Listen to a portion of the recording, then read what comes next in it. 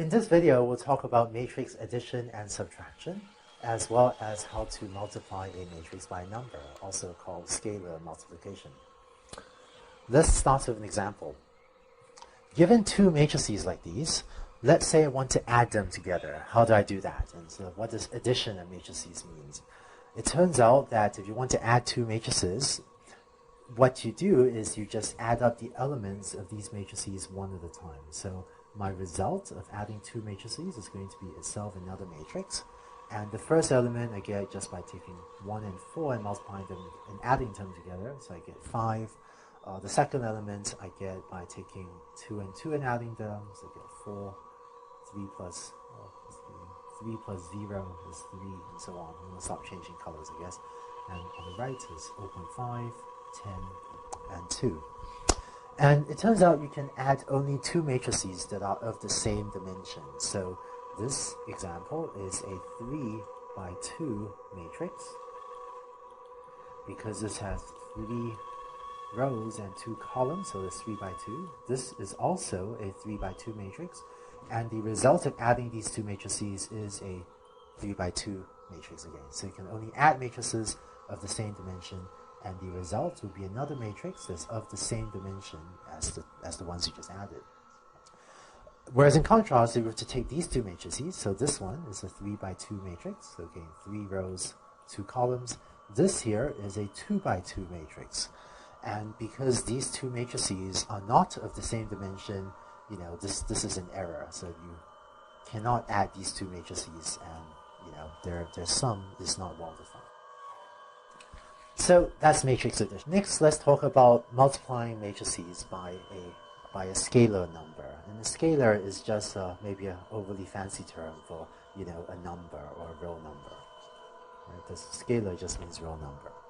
So let's take the number 3 and multiply it by this matrix. And if you do that, the result is pretty much what you'd expect. You just take your elements of the matrix and multiply them by 3 one at a time. So 1 times 3 is 3.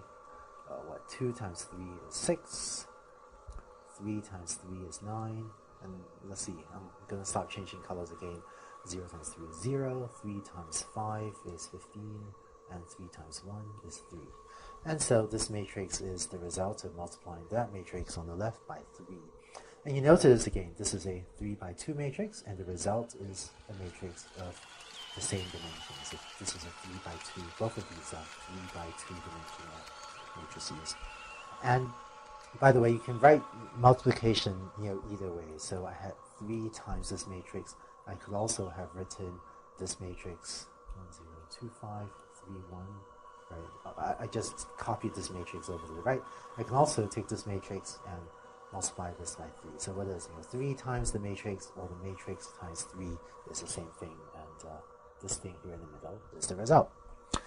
You can also take a matrix and divide it by a number. So turns out taking this matrix and dividing it by 4, this is actually the same as taking the number 1/4 and multiplying it by this matrix, 4063.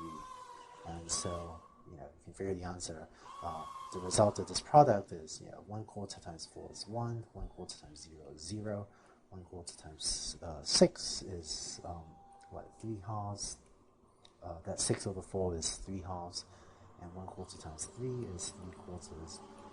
And so that's the result of computing this matrix divided by 4. That gives you the result.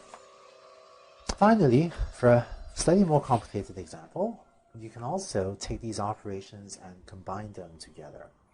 So in this calculation, I have 3 times a vector plus a vector minus another vector divided by 3. So just make sure we know what these are, right? This multiplication, this is an example of scalar multiplication, because I'm taking 3 and multiplying it. And this is, another scalar multiplication. I'm going to write scalar division, I guess. It really just means 1/3 times this.